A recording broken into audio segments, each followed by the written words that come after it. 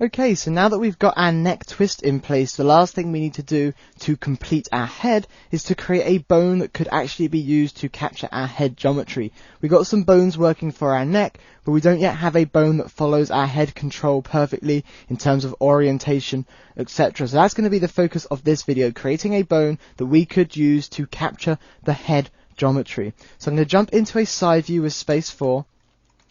And I want that bone to start at the end of our neck, so I'm going to create a new bone. So let's activate the bones tool. I'm going to turn on point snapping. I'm going to snap to the end of our neck. Then I'll turn off point snapping. There we go. And whilst we're here, let's turn on the visibility of our goblin. I'm then going to bring that bone forwards from the end of the neck to the front of the head, right around the middle of the face, sort of underneath the nose, above the lip, will work out fine for us. Enter to complete the creation of that bone. And let's rename this so that our chain root becomes head underscore root. And the bone itself becomes head underscore bone. Let's make sure that we have no selectability on either of these, no visibility on the root, and give the bone a orangey yellow node color. Now I want this bone to follow along in terms of orientation with our head control. I want it to be effectively parented underneath our head control, but we can't just do that because we know that it is possible for our head control to leave the end of our spine. If our spine isn't set too stretchy and we move our head control, it's very possible that the head control could be pulled away from the top of our spine, from the top of our neck. So what I'm going to do, I'm going to have the head bone parented under the head control, but then I'm going to make sure that it offsets its position so that it always sits in terms of position at the end of our neck. So I'm going to grab our head root and head bone and move them on up our network.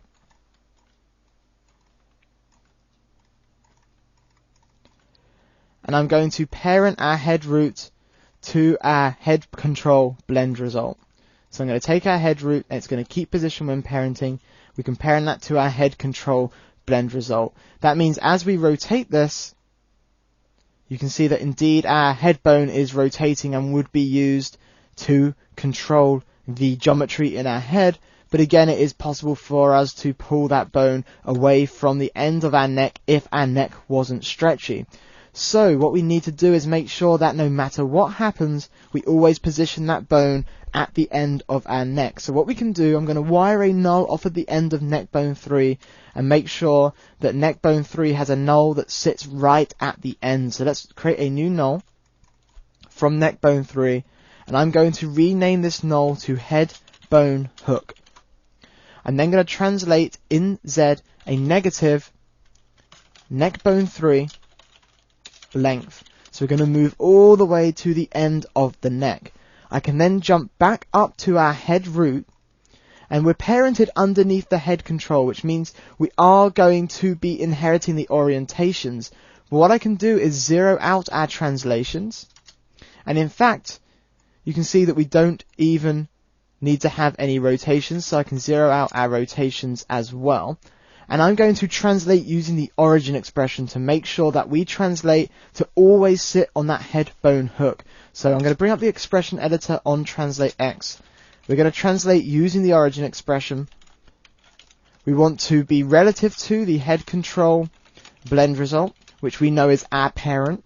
And we want to get the translation parameter, in this case, of our head bone hook. And the parameter we're interested in this case, is translate X. So I'm going to accept that. I'm then going to copy that expression, paste it in for Y, modifying that to read for translate Y, paste that in for Z, modifying that to read for translate Z. So now that we have that in place, I can turn off the visibility of our head bone hook. Let's make our spine so that it isn't stretchy. So now we know that it isn't stretchy. If we had our bone parented under the head control, as soon as the head control pulls away from the end of the spine, we know that our bone would have followed along. But now, because of that expression, that expression which apparently isn't working properly, so let's take a look at why that's not working. Indeed, that expression isn't working properly. So we're not referencing the head bone hook correctly. So let's take a look at why that is. And that's because it needs to be the head bone hook as opposed to the head BON hook. So I'm going to grab that, can copy that translate X expression, paste it, modify for translate Y, there we go, and modify for translate Z. Fantastic. So now when we grab our control object,